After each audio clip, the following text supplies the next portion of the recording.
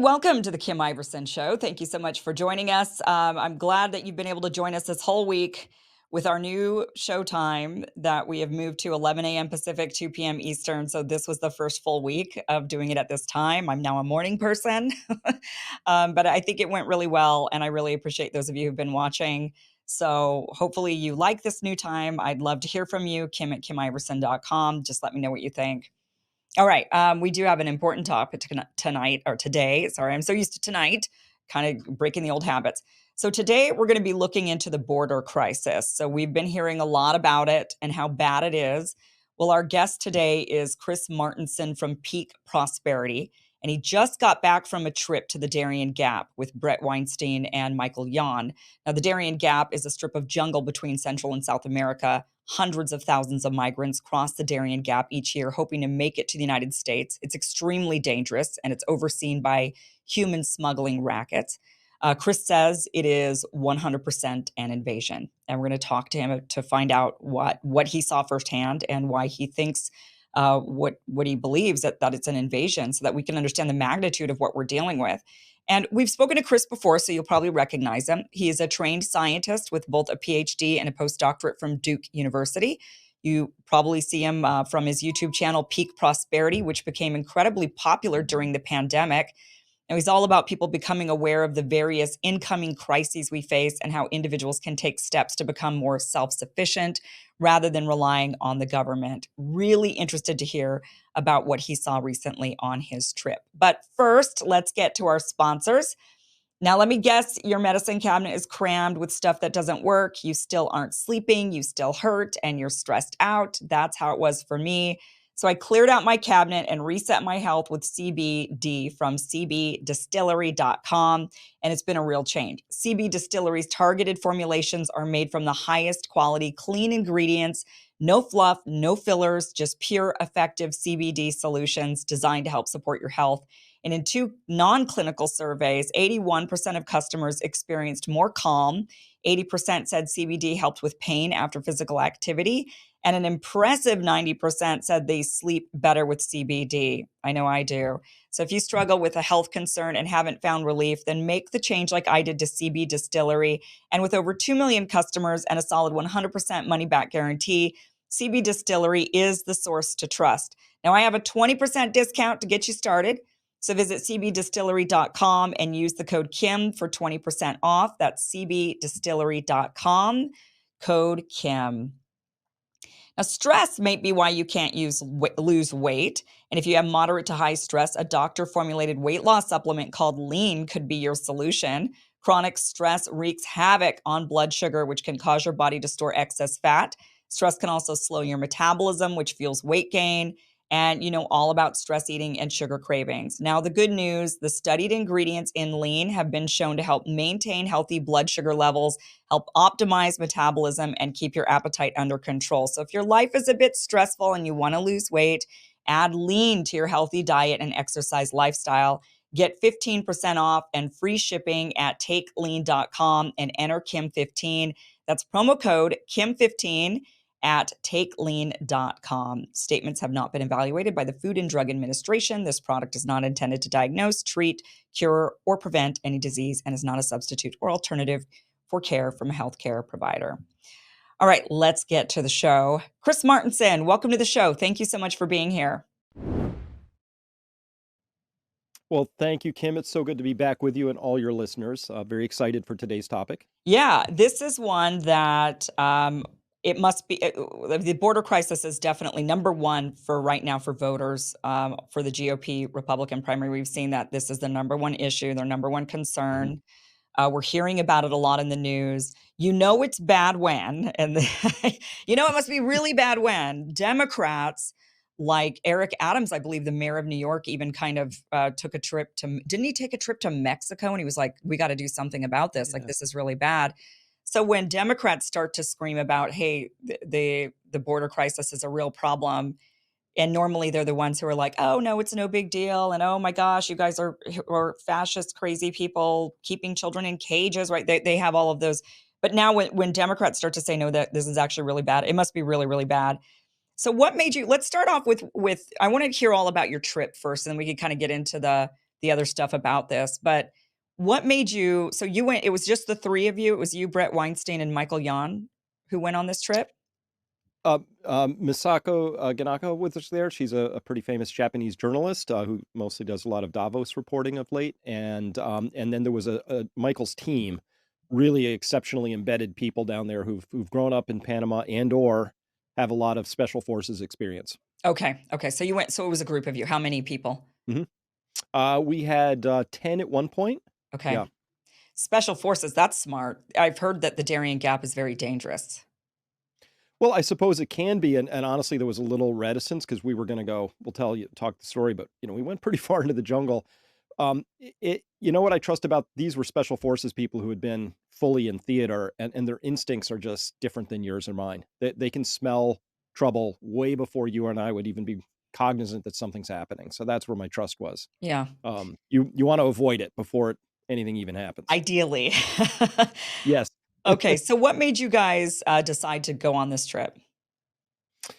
Well, Michael Yon has been calling me for a long time, probably 6, 7 months, saying, you got to come down. You got to see this. I've been very busy running my business. And I had been posting things about the farmers in Holland and, of course, the refugee crisis that's happening in Europe and also here in the United States. I'd been posting things about it. So he knew I was on the story, but he's like, Chris, you don't understand it yet. And he's right. You have to really go see things sometimes. So the intention was, you got to go down there and check it out. And I was on the fence, and then he's like, but Brett Weinstein is coming, and Brett is an evolutionary biologist, and Brett and I geek out about science and bats and things like that. And Brett was texting me going, Chris, we'll go into the jungle and I will show you tent making bats. I was like, what's a tent making, but that was irresistible. So the idea that it was going to be this crew at this time was just it was unavoidable. So I went.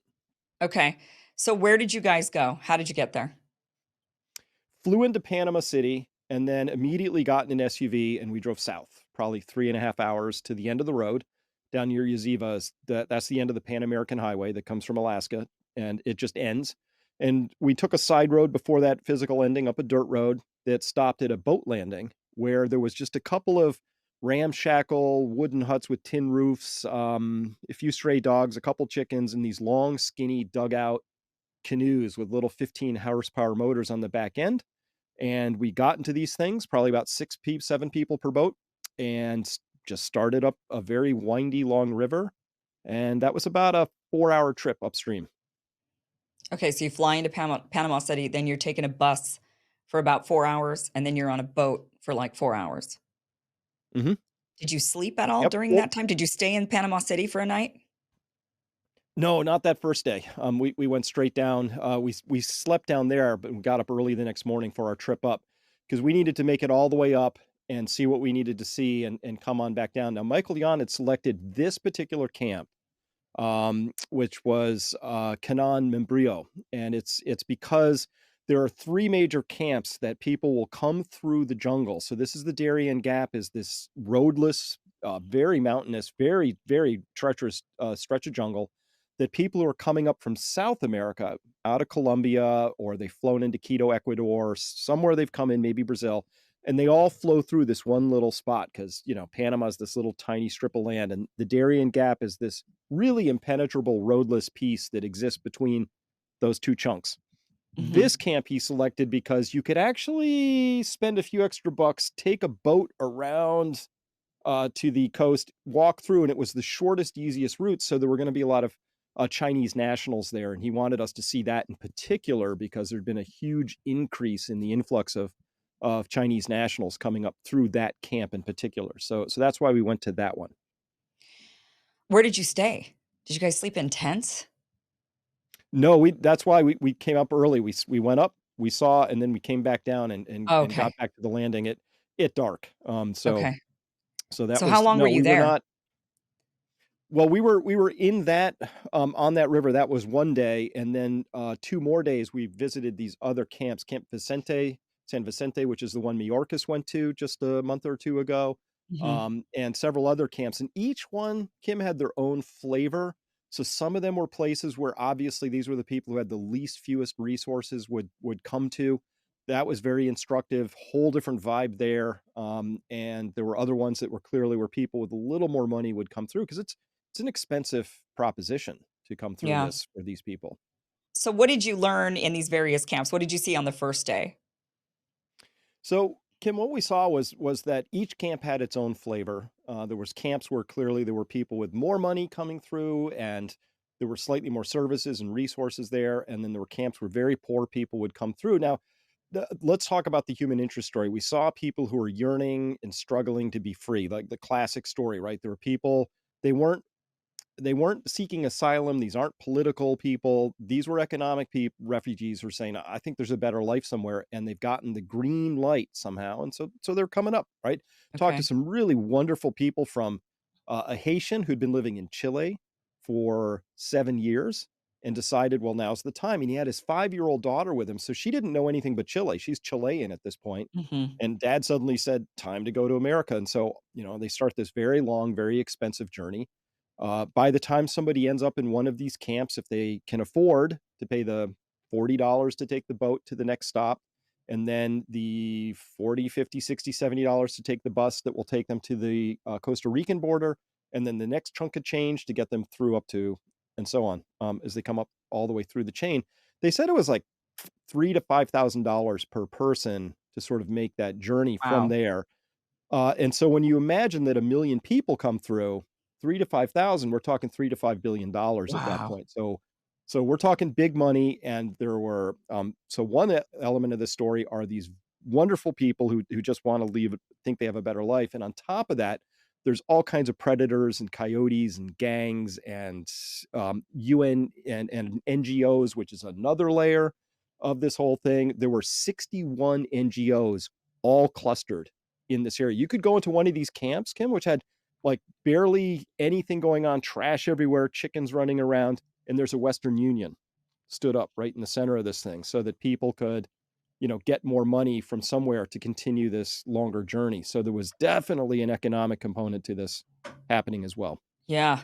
So for the most part, the people that you met, is that kind of the sentiment you got in all the camps? How many did you visit in total, did you say? We visited 3 camps, 3 camps, okay. 3 of these camps. Yep. So and how many people were at each camp, would you say? Oh, it's hard to say. The first one, I would guess there were probably 4, 500 total. There was another camp, there must have been thousands there. The average stay was just hours. These Yeah. people would come out of the jungle, you know, get stocked up, drink some water, get on something, and off they would go. But we met some people there. We met some Africans who were from Ghana who had been in camp because they didn't have money. They'd been there 18 days trying to raise some money, and so there's some stuff that the NGOs will say, well, if you pick up trash for a day, it's $5 or something. So they were working. That was the longest I talked to. Somebody who'd been stuck there for 18 days. Some people were only there for a matter of hours. And one person had told me that they had heard from a Chinese person. The Chinese are very reticent to talk to us. They either wouldn't, or they said they didn't speak any English, which we Mhm. weren't quite sure if that was true. But they were the most closed people. We heard from somebody else. They'd heard from a Chinese person that the average duration from that camp to being in New York City with a driver's license is 10 days. I mean, It's this a is it's a what I'm yeah, trying to establish here, it's a route now. yeah, This isn't like yeah. some people stumble around and they claw their way north. There's a whole this is like a it's a business now. It's set up, It's and an it sounds industry. like it's like, you know what each point is, you know how much it costs, like, it's set up as an industry Mhm. completely. Yep.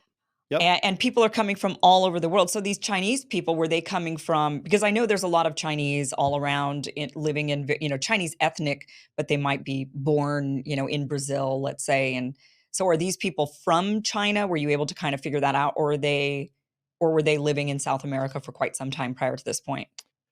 No, these are people from China, from mainland, and we understood some of the routes that a few of them got there from. I would say there were 2 or 3 flavors. There were clearly middle class Chinese people there who their clothes, their cell phones, their shoes, all of it just spoke to like middle class, higher middle class. Like some of them had a nicer jacket than sport coat kind of a thing. I'm like, wow, that's nice clothes. And there were a few people there from China who looked clearly had military demeanor, very well muscled. We saw a couple guys coming out of a shower, tattoos, that sort of stiff demeanor, very not willing to talk to anybody whatsoever. Obviously, so but they were for the most part, it's clear that they fly in from mainland China, and we actually saw a video that had been produced, and it looks like a Kim, it looked like a tourism video Mhm. when it was translated for us. It was like, there's this exciting adventure you get to go on, and it had good music, and it showed all these people wearing life jackets in a boat with thumbs up who were from China, and it was very engaging. I was like, go on an adventure is how they had phrased it. And so the ratio we saw was probably 9 or 10 males for every female from China. But there were people there from Afghanistan, Africa, Middle East, all over South America, you name it. How are they Didn't see getting there? anybody. And not only that, but if you're a middle class Chinese, why don't you just fly into the United States? I mean, if you're gonna come in illegally, just fly in and stay. That's a great. I think some do, but it's a great question. Like, why is whoever's doing this, the NGOs, whoever, why are they making these people go through this arduous thing? Like, why make them come into South America and through this really treacherous piece of jungle? Right? There's a continental divide that exists there, and it's the mountains are about 1,300 meters. So that's 4,000 feet.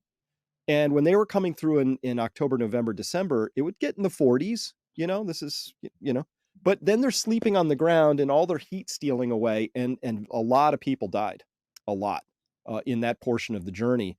And it's like, well, why not just fly into LAX? Right. It was mysterious. I don't have a good answer And you for still that one. don't know why they would choose to go this way. I mean, one of my thinking would be, are they offered papers through this route to where they look like they're not illegal once they get here to the United States? Is that like part of the deal? Or is it that they have criminal records and they're not able to fly in? They wouldn't pass through the background checks. That's obviously extremely alarming. Like what is it? What is the reason? Especially if they're middle class, like why not just buy an airline ticket? They're not that. I mean, if this is going to cost you, however, the amount you said, like 3 to 5 grand, that's way more than any airline ticket to go anywhere in the Yeah, world, really. well, that's the mysterious part because you and I both know that when you fly out and you fly back in, you got to go through border in customs, right?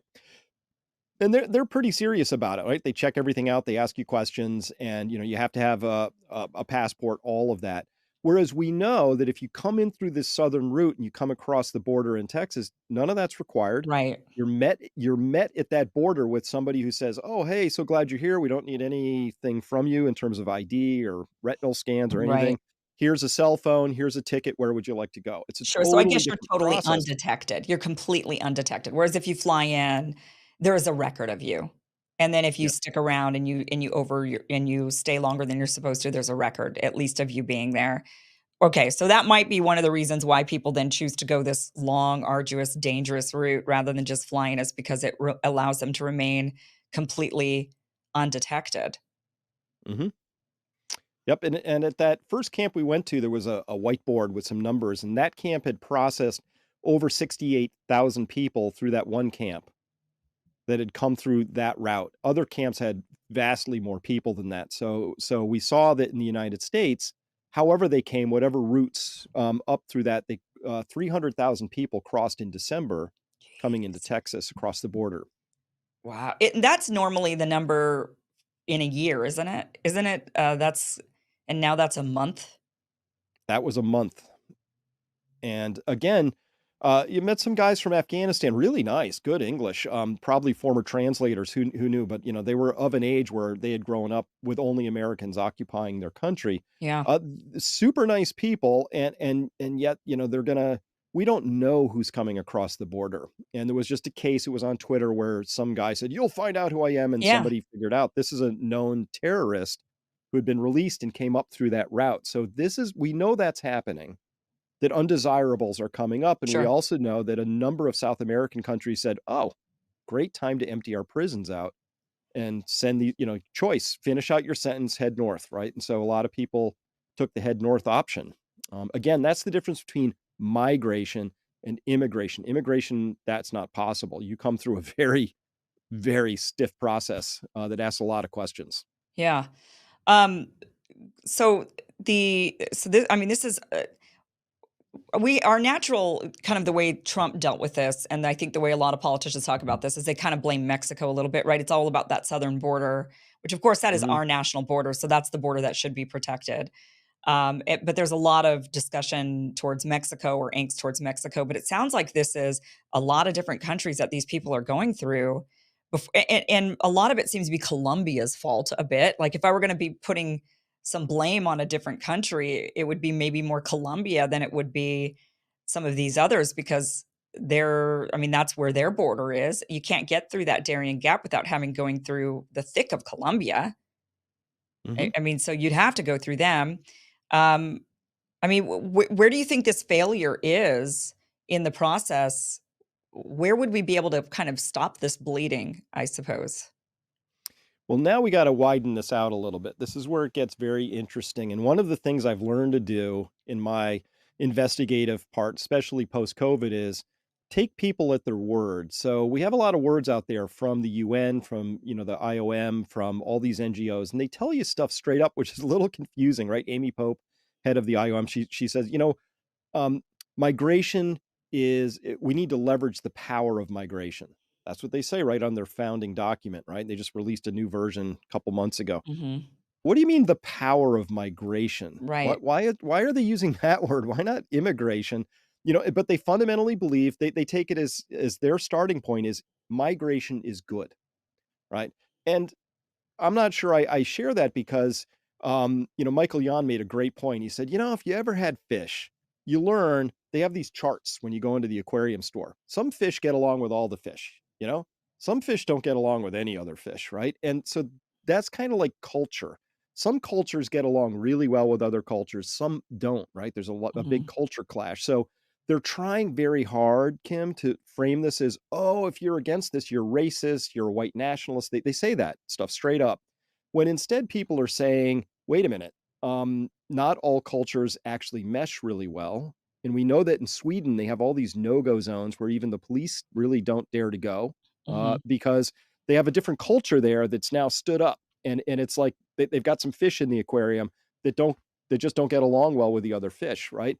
Whereas in a few generations, if these people live in that society, they will become part of that culture. This is not a racist thing whatsoever. You have people from all over the world come into a culture, they begin to blend with it, and they become part of that. The Mhm. problem is when you pick these people up and they come in and they don't, they have their own little isolated place where they hang out.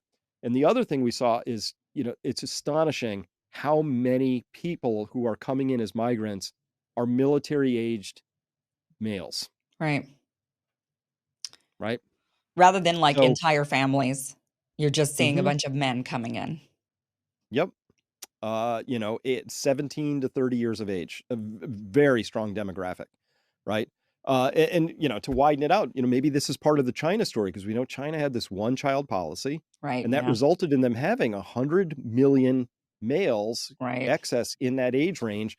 Well, what do you do with 100 million excess guys? They're trouble, Yeah, speaking as the former male of that age, right? It's just how it is. yeah, You got to do something with them. yeah, that definitely has backfired, that policy. I mean, now they've changed it, but, you got an entire generation of people that are single children, and a lot of them male, disproportionately Mhm. male, for sure. Um, yeah, so, I mean, what else did you see when you were down there? So you see these people coming in from I mean, I'm so, amazed and interested in knowing about these people that came from all over the world. I mean, it's more understandable, I think when we think of our southern border, it's always been, for a long time, it was Mexicans flooding in because 'cause they're right there and they're looking for a better life, and then Mexico started to build up, its country was getting better, so Mexicans stopped coming Mhm. as much, and then it was the Hondurans and Salvadorians, and we're seeing these people coming from the other areas. But now it sounds like, I mean, I think that still, did you see mostly Latin people, like mostly Hispanics? Yes. So we talked with one of the Venezuelans who said that in their neighborhood, they couldn't speak for all of Venezuela, but they came from Caracas, and they said that in their area, it's like a ghost town. 70% of the people in that city have left. It's just a full emptying. Now they're leaving because the Maduro policies are not good and hyperinflation has been ravaging. And obviously, they're opportunists. They see a better opportunity somewhere. But think about that. When they're reporting that 70% of an entire country is just picked up and left, and of course, Venezuela isn't stopping that process. They're kind of like, off you go. Same thing. These people aren't flying out of China, Kim, just in and then deciding to go on the lam and run north. You can't get out of China without them knowing what you're up to. Right. And as well, that video, that tourism video I described says that this is an active program. So we know there's programs where some countries are saying, yeah, let's get people to go into both Europe and the United States, and that's an active program. And then there are NGOs who like, well, this fits their goals. And one of those goals they've said flat out, straight up, Kim, it's right in their documents. They say, oh, this is good because you take people who are poor and they go to these wealthier countries, and then this helps create some equality because they start sending remittances home. So Mm. poor people go to a rich country and they send money home. By default, that makes the poorer country richer, but the richer country poorer. So that's an open program that they talk about. They want to level countries out without, I think, having the conversation of going, is there a reason the poor country was poor and the rich country was rich? And are we undermining the reason? Are Right. we killing the golden goose here, or is this actually a positive thing? I don't think any of them can have that conversation and say, here's how we know this is a good thing. Right. It's just an idea they have. Yeah, because most countries around the world are have a lot of resources, very beautiful. I mean, a lot of these South American countries have a lot of resources. They're naturally very beautiful. Same thing with Asian countries, European. I mean, there's many of these nations where yeah, there might be some, like we all deal with natural disasters or droughts or things, but there's definitely ways to make it in your own home, but they're not. They're instead choosing to flee, and it always comes down to some sort of geopolitical reason or something that's gone wrong in their own government or maybe the U.S. government heavily sanctioning or war between their own nation and other nations or foreign policy of the bigger nations, something along those lines, I think causes a lot of this. I mean, I think there's gotta be a natural amount of migration. I mean, humans are so getting into this kind of immigration versus migration. Hmm. Humans are naturally, I think, migratory, though. I think it is a natural aspect of humans. I mean, from the dawn of time, we've seen humans migrate around based on resources. So if there was a drought in one spot, they'd kind of move and go to another place and settle in another place in order to avoid, the famine or whatever. So there's got to be like an aspect of it that's natural. I don't know if they migrated this far, like all the way from Hmm. from Colombia to New York. I mean, that seems like quite the trek. I mean, what do you make of that? Just kind of the human nature of migration, Well, it obviously historically it made a lot of sense because there were actually open vistas to go to. We don't have that world anymore. right? Every square inch of occupiable land has got somebody living on it at this stage. So the question is, always what's the overall goal? And this is where it gets a little weird, right? Because these are UN agencies. They believe in their SDG goals, right? They've got what is that, 13 of them, 17, I forget. They've got some number of them. And they're like, oh, well, we think about this, right? They're saying, well, what we really want is we want these millions of people. By the way, the numbers, according to the Democrats' own study, is in the last 5 years, I think it's 22 million have come into the United States. Like, Whoa, this is a big number, that is a right? huge number, Yeah, this is more than the populations of most states, right? right? So it's kind of a large thing. So, but we're going to take these poor people who have really low consumptive, like they have low carbon footprints, right? And we're going to take them and put them into a country where, by definition, we're going to up their carbon footprint. That's a good thing. At the same time, we're going to have this goal that says we have to control carbon for climate change. So it's an incoherent policy, Right. obviously. So we have to ask the question: well, what's driving this policy? Is it just pure incoherence, or is somebody thinking this through? And that's where it's very clear, Kim, that there are NGOs that are down there that are extremely well funded, who have a very strong interest in making sure as many people as possible go from there to here. Yeah. And now you're finally starting to see the Eric Adams of the world have this little bit of pushback because it's always been sort of a Texas problem and they didn't care. Well, now that New York's struggling with it, they care. Mhm. Welcome to the world of human incentives. So now I think some Democrats are starting to see, oh, this is a real burden. This is a real you don't just build a place for 6, 5, 10,000 people to show up. What do you do with them? It's become an obvious challenge. And the people that feel it the most are actually the poor people of color oftentimes inside of these big cities.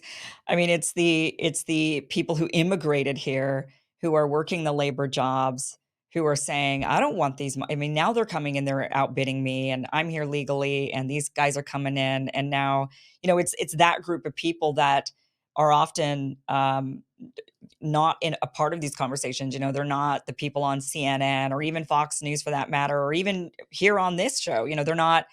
They're out there working, they're doing their daily job, and they're the people that we rely on for a lot of these kind of nitty-gritty jobs that a lot of people don't want to take anymore. And they're the ones who are actually bitching and moaning the most about the immigrants coming in. It's not the white nationalist upper class Mhm. Fox News guy that, yeah, there, you might hear it there, but it's actually happening inside of these communities that are really being impacted. I'm not seeing them in my neighborhood, for example, like these migrants coming in, they're poor, so they're not buying homes in maybe a neighborhood that has homes for sale. They're instead going into these other parts of town that maybe people don't visit as often, and they're living, 10 people to an apartment, right? And for a lot of people, especially middle class Americans and upper class Americans, sight unseen. They're hearing about the border, they're seeing the images, but they're not as impacted as the people living in those communities, in those parts of town, who are being flooded with all these others that are then taking their jobs and taking their It's opportunities. it's such a great point. I live in Massachusetts, and our governor Healy just recently went on and begged people to just take migrants into your home if you can, because we didn't have anywhere else to put them, right? And I'm like, this would be a great time, Miss Healy, to show people how many you've taken into your home, right? Yeah, And I'm pretty sure that number is 0, right? But this is really important because one of the things they say is like, "Oh, well, we're gonna bring these people in who are a little hungrier, and so they're gonna do all these jobs that Americans don't wanna do," and they make it sound like we have a work problem. We don't. What we have is we have an adequate pay problem. Every time I hear somebody say, "Oh, nobody wants to do this job," I'm like, "Well, you left out the important part, at that pay." Because you can't right. make it like we have a wage problem, not a labor problem, right? Okay. And Yeah, so, RFK Jr. just pointed this out. He said, if we were paying minimum wage today, if it had just followed the rate of inflation, today minimum wage would be $25 an hour. And if you'd paid 25 an hour, you'd find more people flipping burgers or whatever the nominal job is we're yeah, talking about. But if we had counted inflation accurately, not with the way the government subdues it and does all its stupid tricks, it would probably be closer to 50 an hour. yeah. Great. We wouldn't have a labor problem if we were paying $50 an hour. Obviously, everything would go up, inflation would be more expensive, but we've been squeezing the lower and middle classes hard. And the solution is to bring in people who are willing to work at an unlivable wage. How is this a reasonable progressive policy to hold? Right.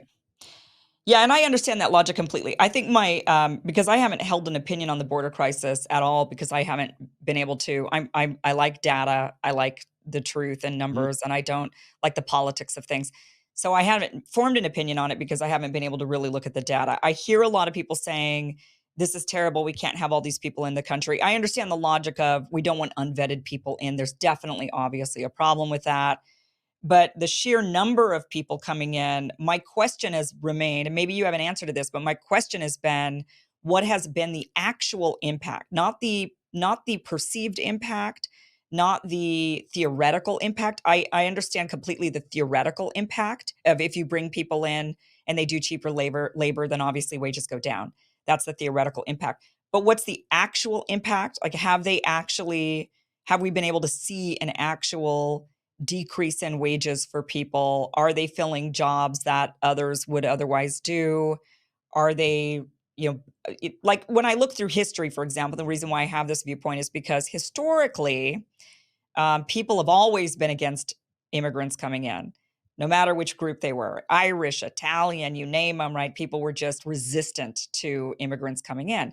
And then when we looked at the data, we found that most of the time these immigrants built the country, not the other way around. Like they weren't harming us as much as the perception was at that time.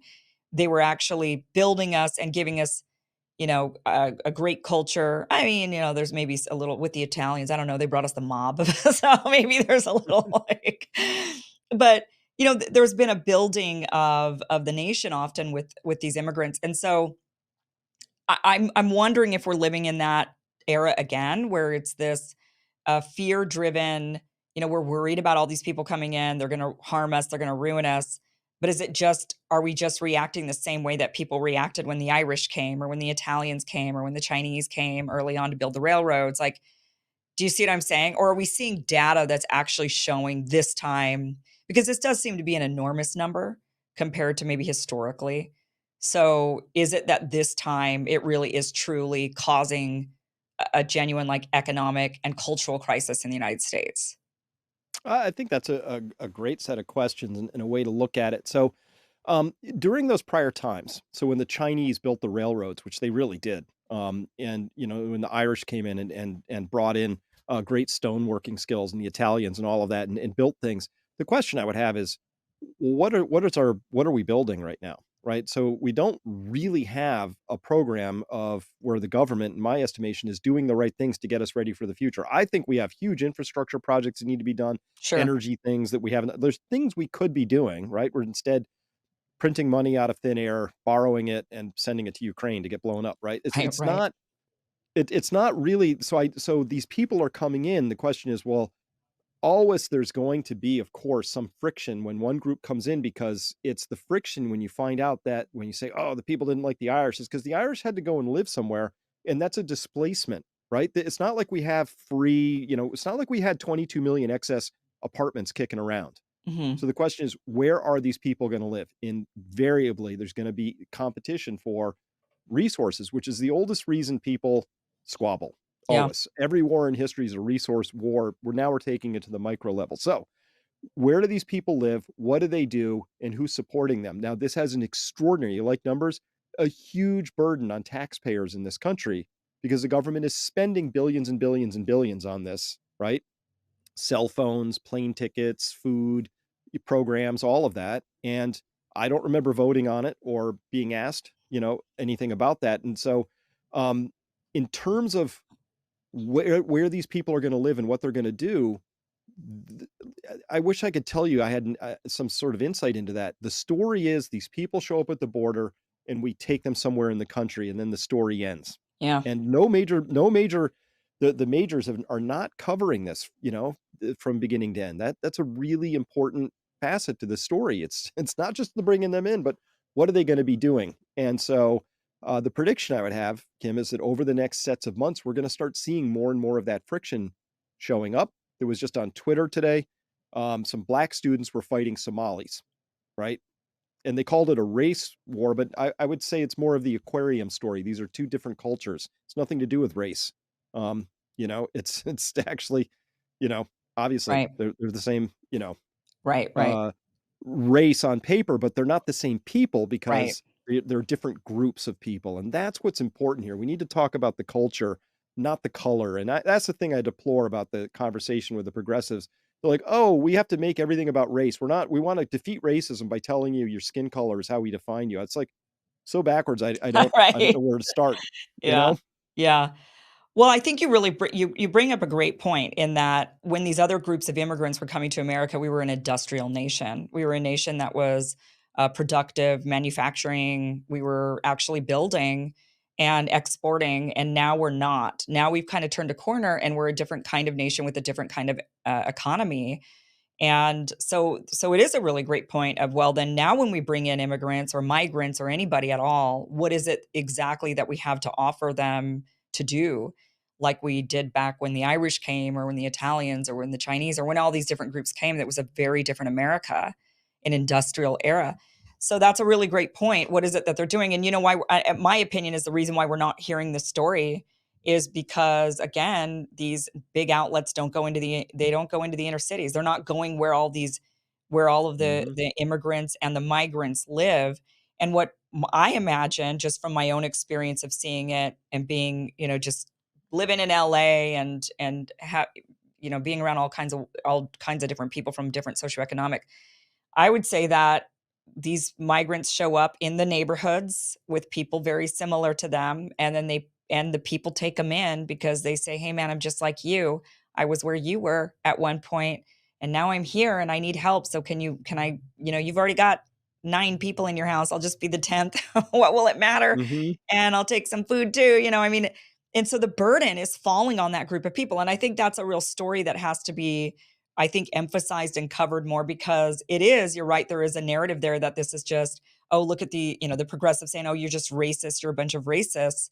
But when you're harming the very group of people, it's just kind of like the pandemic, you know, um, when they were like, "Oh, lockdowns are gonna save the poor." It's the poor people of color, lockdowns are gonna help, and it was like, actually, they're the ones who don't have the white collar jobs that are able to work from a computer at home. They're the ones who are suffering the most and end up with the most economic impact, while the white liberal, screams about, like, "Oh, just shut down, everybody shut down because it's gonna be better and you'll be fine." Or like close the schools, and then I see my Uber driver for Uber Eats drive up with their kids in the back of the car because they have nowhere to take their kids because their kids can't go to school. The burden falls on that group of people over and over and over again. And this is one of the burdens I believe they're absorbing as well. And, while the rest of us kind of scream about it. And it's really unfair. Absolutely. Absolutely. It's the difference between reality and abstraction. So I think a lot of the progressives think in the abstract, right? Oh, we want to help the people. Well, what about this person, right? The Right. person with the fingerprint and the iris scan, this like unique, right? And so here's a prediction, guaranteed. Um, in the abstract, we care about education. So it's important these migrants have opportunities and they go to school. This is going to fall on the teachers and the substitute teachers who I guarantee you this is how it's going to fall out, Kim. They're going to say, well, they're a 10-year-old, so they belong in that grade. And they're going to park these people in. They don't speak the language. They may never have been to school before. Right. And you know who's going to have to deal with that and manage that? It's going to be the teacher. It's going to be the And substitute the other teacher. children, Guaranteed. the other And children the who other have to be children. held back because there's some children in the class who are not at their level, and so then it's their own education suffers. Absolutely. And that's how these things tend to go. So it's the abstract versus, it's kind of like, the city council in San Francisco. Like, well, it's too bad all these people are getting caught for shoplifting. Let's raise the limit for Yeah. felony to Let's just $950. allow some we'll allow some What could shoplifting, happen? right. It's that Yeah. there's like some air gap between, cause and effect that's not so sort of landing. And so I think that's the problem. We have a lot of people who don't have real experience in life Yeah. making a lot of very important decisions in the abstract. And so that's just maybe one way to look at it, but it's troubling. When you were there, did you learn were you surprised by anything? Was there anything that when you went there to the Darien Gap and to experience all of this, did you go in with was there anything that sort of like changed your mind on something, or did it just Yeah, okay, tell us what that was. absolutely. I thought it was sort of like this unorganized people sort of walk north and somehow, they ended up here.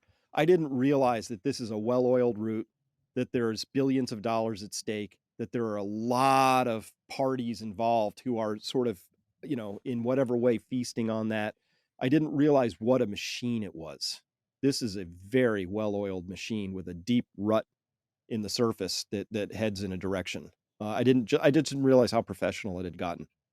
Yeah, I mean, I don't think very many of us think about. I mean, we hear about coyotes and cartels and human trafficking, but I don't think. I mean, what you're describing sounds pretty alarming if it's really turned into that. And then also, but also, it seems like it would be easier to shut down. Like, why can't they shut this down?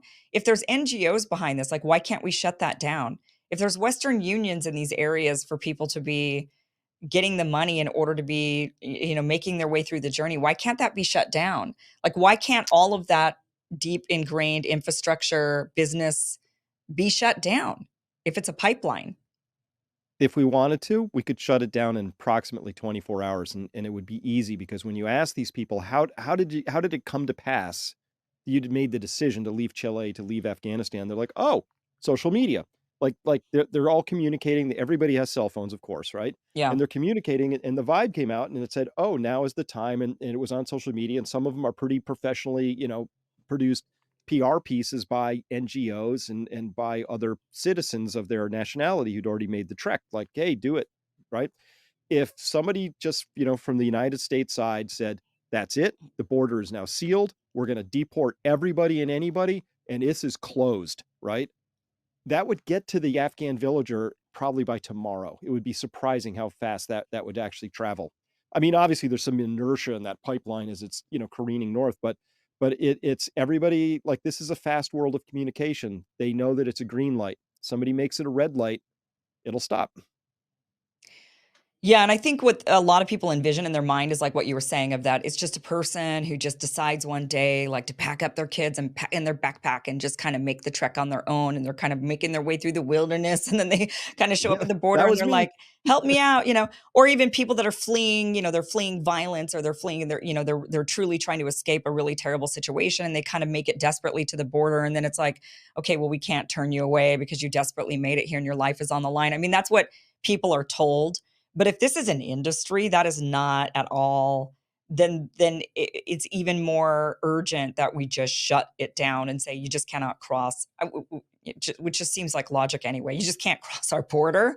We're not going to allow it. But the issue is that once they get here, they're actually given stuff. What did you learn about that? What did you learn about the process? So these people are paying, are these NGOs, by the way, that you were running into down in Panama? I mean, were they Americans? I mean, are these US based NGOs and people that are helping with this, or what's Every flavor.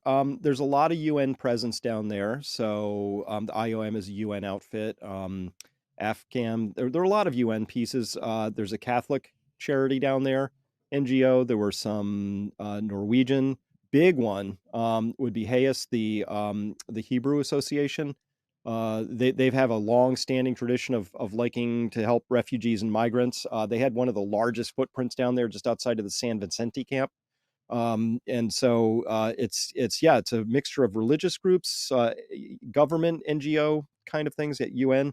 They get a lot of money, so the United States citizen is actually paying for a lot of this.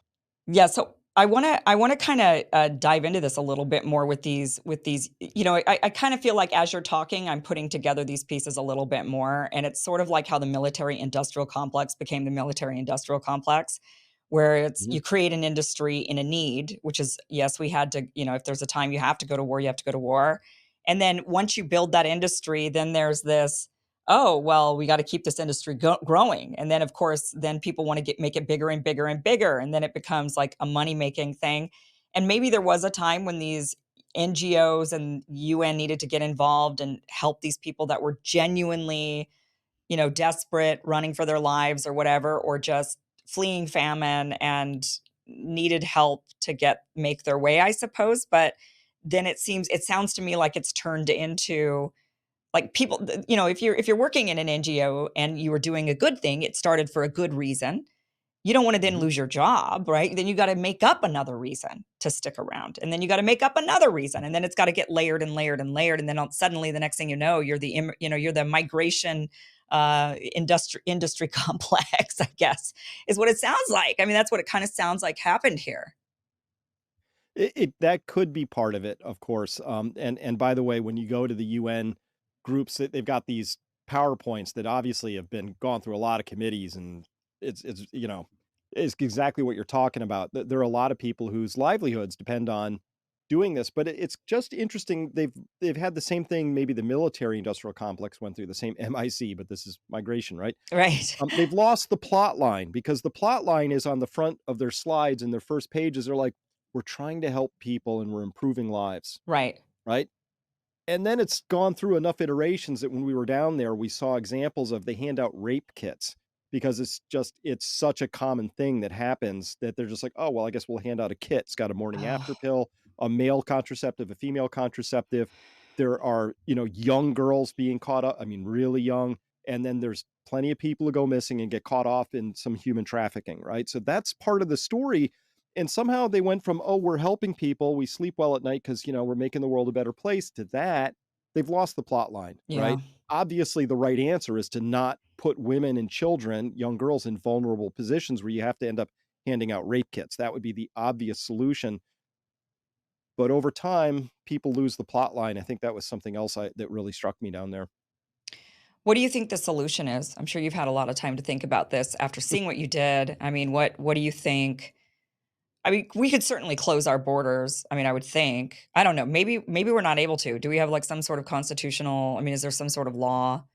I know the asylum is kind of an issue, right? If they come to our border and claim asylum, then we do have a legal process there. Sure, but very few of these people are claiming asylum or could. They're here because they're taking a shot at a better life. That's an economic reason. Um, so what's interesting is, Kim, I fought the COVID battles long and hard, right? Got censored, and there's a lot about that story that doesn't make sense. I was as confused as anybody. Like, stay inside, don't take vitamin D, take these shots that are neither safe or effective. Everything they did was wrong, right? And eventually you go, wow, this isn't a fair coin, because eventually it comes up heads, so with tails every time, right?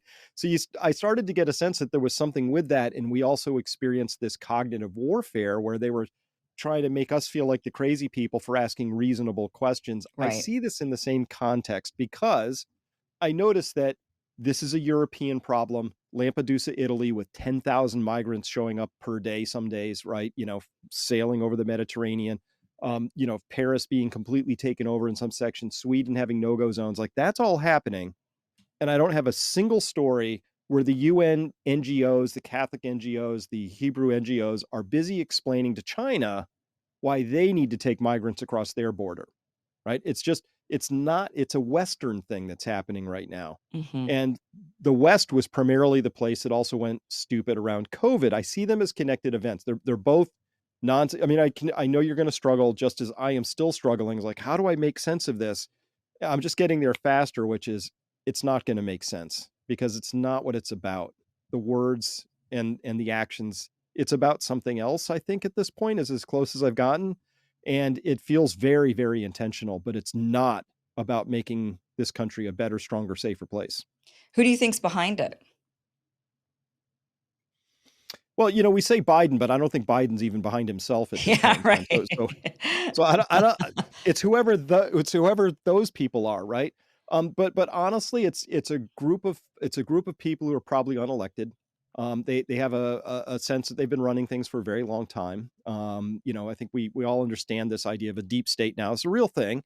There are what, 2.2 million federal workers who are not elected, right? It's a lot of inertia, Yeah. 535 plus one come and go, you know and they're sort of the noise in this story. The permanent story is there's clearly a force out there that is very interested in seeing this happen. That much I'm clear of. Who it is and what they're actually after, I don't know. I'm kind of hoping they think, hey, somehow this works to all of our advantage, or at least somebody's advantage. What I'm worried about is that they're going to end up just breaking, they'll kill the Yeah. golden goose in Well, essence, usually right? that's what happens when you meddle, right? If you meddle with things and Hmm. usually you just end up breaking it. Well, I don't know. I mean, let's think about who could be who I mean, obviously if you're behind something like this, if this is unnatural, because a lot of me thinks what you've described as an industry, so really just what's behind it is money. There's just a clear money force that, like the military industrial complex, it's like we just find wars now and pick them all over the place because we need them to continue, even though there's no real ideological reason. It's lost, like you said, the plot, and now it's just gone into almost it's just automatically happening. There's really no rhyme or reason for it. It's just monetary driven, and so people make up random excuses, at every turn to keep it going. So I kind of wonder if it's just money and greed of the various different groups that are making a lot of money, and there's really nothing more to it, and they don't care about the outcome. Just like if they don't care if, the military industrial complex doesn't care about how many kids are blown up. It's just, we got to sell bombs. We got to make more drones. There's money to be made Hmm. here. So there could be just like a Yeah. financial aspect to this. There could, but this is the confusing part. So one of the things we saw that was also very eye-opening for me was just a very extensive Chinese presence down there, right? There's Mhm. not just the people who are coming up through. So in San Salvador, I didn't go there myself directly, but Michael Yan showed me. He said, "Hey, we went to this library. Pull it up. It's astonishing. They built this 7-story gleaming stainless steel building, and it's staffed by Chinese, open 24 hours a day. People are lining up to get in. And it's this is how China rolls.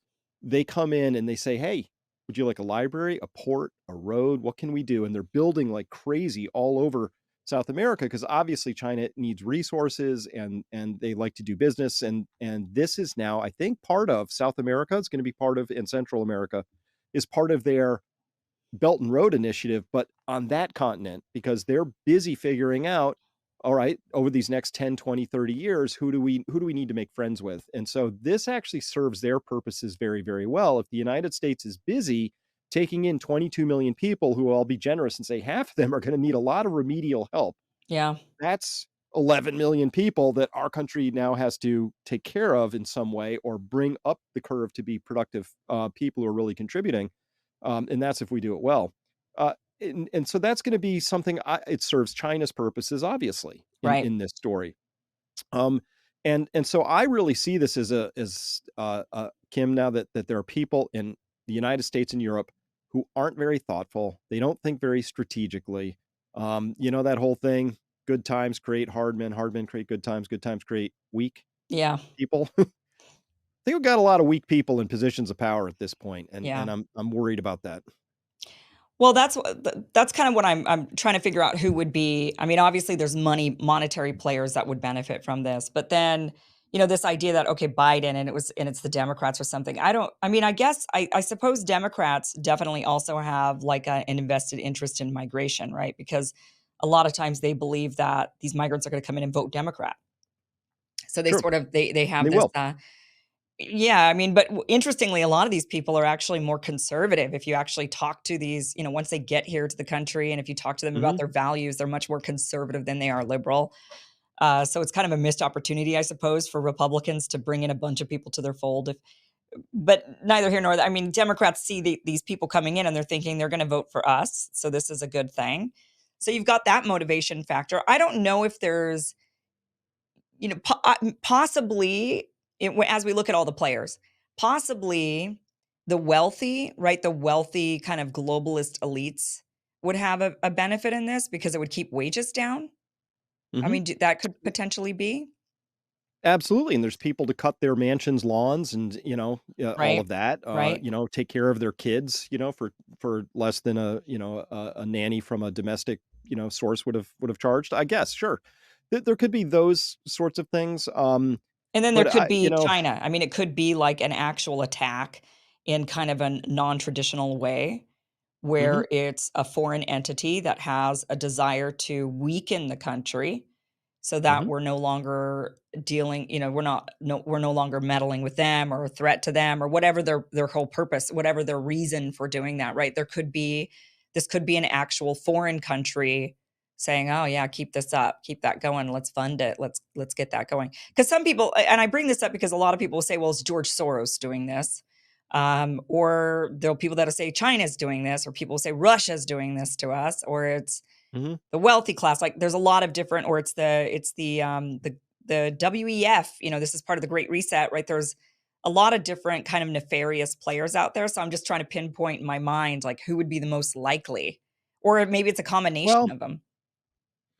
it struck me back in 2016, right? And no, sorry, the 2020 election cycle, where Biden Harris, right? They did their URL didn't say bidenharris.gov, right? Hmm. Their campaign URL literally was buildbackbetter.gov.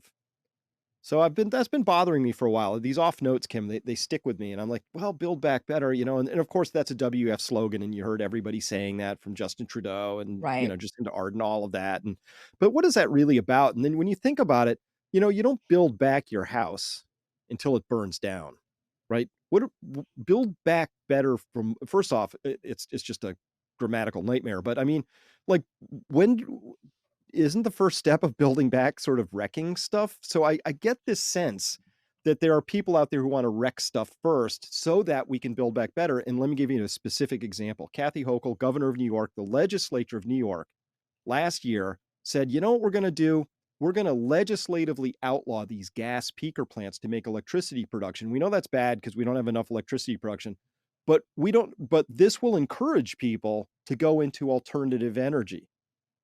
What a terrible idea. They're going to literally put their grid at risk Hmm. as a means of forcing people Right. to do the right thing. So they're going to burn it down, and somehow magically the building will happen later. Again, these are abstract people. They don't understand reality. Go talk to grid level operators and they'll say, no, no, no, you can't do that. Once the grid becomes unstable, you have a huge problem on your hand that you can't fix very quickly. So I think that's what we're up against. I think, as a group of people who want to build back better, but their ideology is, well, let's wreck it first. Yeah. And then we'll be able to do all this wonderful stuff and get to utopia. It's very naive, dangerously naive. Yeah, I think that, I think it's a plot. I agree that I do think that there is definitely sort of like this ideology out there that is sort of, pushing various different measures in order to get us to a certain point, manipulating us essentially to get us to that Mhm. point, and I do think what they like, and this is why I think a lot of people will blame China. I don't know how much China has to do with it, maybe China does, and I'm open to anything. I'm like, anything goes. I don't have an opinion, but but I do think that the elites would love for us to be like China. That's what I do know is Mhm. that what they've been able to see is that China has an enormous population of people that China's been able to control. And we have 1/5 the population of China, and our government cannot control us. Right? Like Yeah. they've tried, but not as successfully as China's been able to control their population. And I think that the global elites that are losing their power and they're starting to see, that's why you hear Klaus Schwab at the WEF saying libertarians are the problem. It's libertarianism. It's a Yeah. revolution against us. Because yes, it's that freedom mentality that we have as Americans that Europeans tend to have that doesn't work for what they really want to do, which is for us to be like China and to be able to be controlled the way that the Chinese have been able to be controlled by their government because they have a different value set. So, yeah, I do Mhm. think that there is a push in some way to get us to be like China. Whether China's behind it or not, I don't know. But certainly the people in power, they don't want to lose their power. There's always a push to keep power. And if they can control us, through various stuff, that's like the social credit system, CBDCs, that like all of it ties into climate change, and then telling us that we can't consume certain things, and then they also tell us that we can't live off the grid, right? They Exactly. tell us both of those things. So yeah, it feels like they are trying to just figure out a way to control us and that we will own nothing and we will be happy, right? I mean, it all kind of boils back down to that, it feels like. Well, it does. But speaking of which, the biggest problem that libertarians have foisted upon us is that they tend to mate up tube socks with suits. It's like that's so far that's been the largest tragedy. But no, yeah, you're right. These elites are they're grasping a little bit. Of course, that's when they get dangerous because they Right. don't have a reverse gear. They only go forward and double down, right? And but when we look at this as sort of like the migration is one vector, right? All these vectors collectively weaken the US, weaken the US, weaken the US, and they do it on multiple levels, physically, economically, but really cognitively, because if you don't have a border, are you a nation? If you don't follow laws, like Governor Abbott just had to sue and then finally send a letter and say, well, forget about it. The federal government is not following laws. So when you don't have laws in spirit, if not reality, you're no longer a nation of laws, very corrosive. And when the government prints money and spends it and creates a lot of inflation, that's our main social contract is our money system. Yeah. That's getting weakened when our kids don't even know if they're a male or female and you have this Right. organized system that says, "Hey, let's mutilate these children surgically for Yeah. life because we think that's a good idea." And it's not questioned or pushed back on. All of these things are basically cultural attacks. Yeah. And so I don't I listen, I actually slipped money to a lot of the people I met. They were wonderful humans. I feel the human part of that story. And at the same time, when you see that downtown London turns into like little Pakistan, it's overwhelmed. Like they no Right. longer have their culture anymore. They are a culture with a pocket of a new culture that's in there. And that's a different story than immigration, which is let's thoughtfully bring in the right people we need because we're going to do these amazing building projects and we Sure. we need more labor than we have. Right. It's not that story, and whether or not China's behind it, what we're doing is definitely working in their favor. So I'm sure they're standing back saying, "You be you. Just Right. keep doing that, right?" Right. But one fractal anecdote. China does not allow TikTok within its own borders to Mhm. operate like it does here.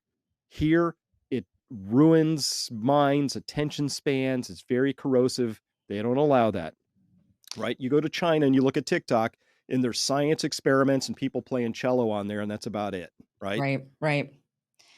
No, and I totally get that. I just don't think that the answer is to ban TikTok because our culture is freedom, and we need to, in my viewpoint, we have to hold on to that as best as possible. It's almost like a psychological, like well, we should start. It almost makes forces us to behave like China in order to combat China, and I'm very worried about that. I think that America needs to embrace the freedom of the culture of freedom here in this country and say we are nothing like them. And so that's but that being said, because we are a culture of freedom, because we're a culture of capitalism, those two things have been exploited greatly by outside actors that are able to come into our country.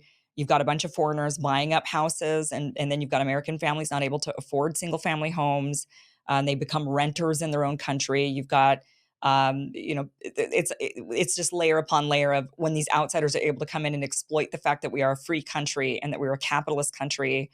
It does. There should be some controls on that somehow in order to allow Mhm. us the maximum amount of freedom. I don't know. I don't exactly know what that is, but I don't want us to react by becoming the very thing we're afraid of becoming, right? Which is antithetical to freedom and saying, well, you can no longer have this thing because the Chinese are coming. Like, but I get the reaction because I understand that it is, obvious. I don't ever get on TikTok, but I understand that same with Instagram. It's been terrible for the mental health of our youth. Horrible. Mhm. And something should be done, but maybe it's more education, teaching our youth. um, I don't know because yeah, I mean when our kids don't know if they're male or female, I mean this is and when they're in China's like their kids are learning about like you said math and cello and that's like competitions on TikTok and our TikTok is a bunch of kids just acting like buffoons and doing stupid stuff and that's the encouragement that our kids are getting so that it really degrades our society. We should protect that, have protection against that somehow, right? I don't know what that Well, is. we should, every technology has a learning curve, and it sometimes takes generations to get used to it, right? Gunpowder had a big impact, right? Yeah. And so this is something where, we say, hey, you have to be X years old to drive, right? Because there's a Right. piece of technology, and then if you're not developed enough, it's not a good idea, right? Yeah. And so as I look at TikTok at this point in time, we understand it's not just that there's this new technology and it's fun to communicate, and maybe people are getting demoralized. It's that there are people whose job it is to addict people through the dopamine Sure. pathways in developing brains where dopamine has an outsized impact on synaptic formation, and it's changing how brains are forming, Yeah. right? We ought to have a conversation about that and say, is that a good thing or a bad thing? How would we know? And we're not there Yeah. yet on a maturity scale.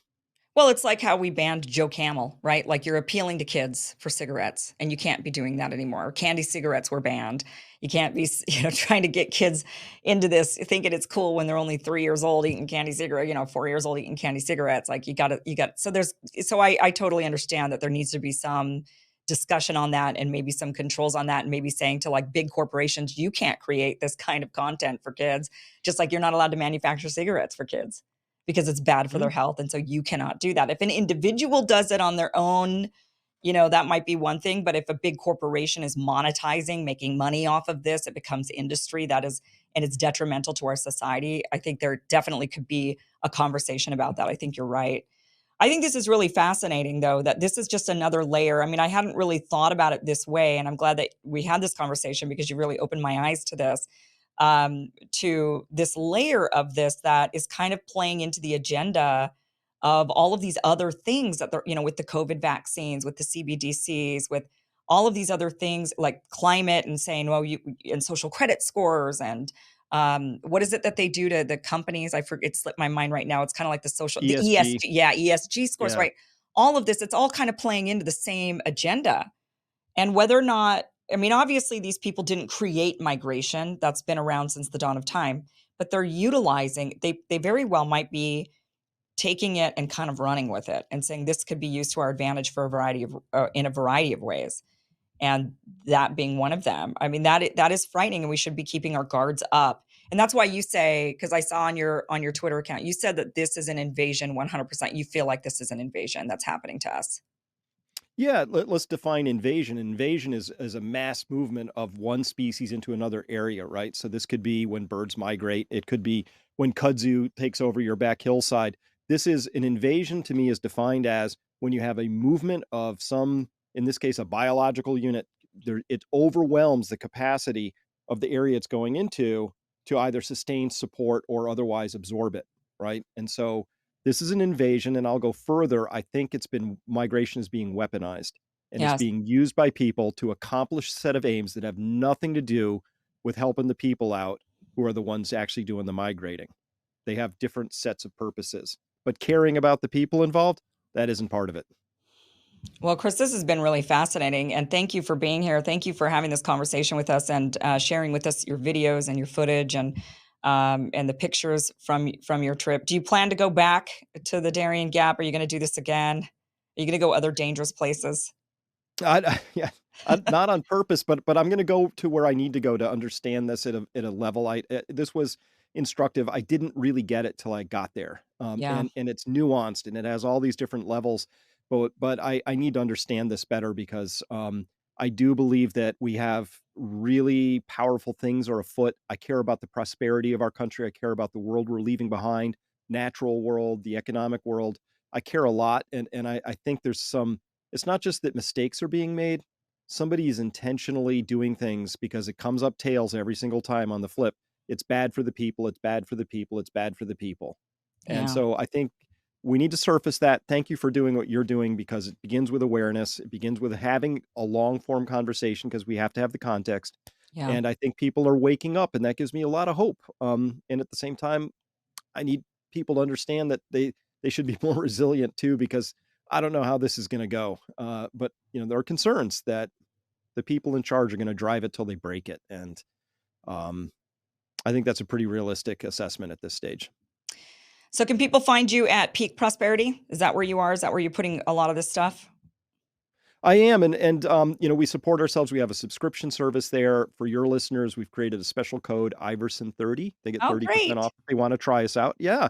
And by the way, total money back guarantee. You don't like it, just stop and tell us, and we'll refund your money. But what we have there is people come for my insights, but they stay for the community because we have a huge community of people, thoughtful, civil, deep conversations about these issues. And I guess the flavor is we're all getting resilient and figuring out, um, you know, how to be. It's a new world coming, and there's a lot of things we're going to have to pick up. So that's what we do there.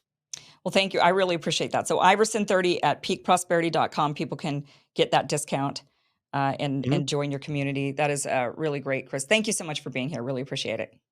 Well, thank you for an incredible conversation. Really appreciate it. All right, guys, that is it for today's show. Thank you so much for watching. I hope you guys have a great weekend. I know I'm going to rest. I'm going to sleep in because suddenly now I'm a morning person doing this show in the morning. So I'm going to sleep in this weekend. And then I will be back Monday. We're going to be back with another great show, 11 a.m. Pacific, 2 p.m. Eastern. Hope you guys join us. Thank you so much for watching. Have a great weekend. Bye bye.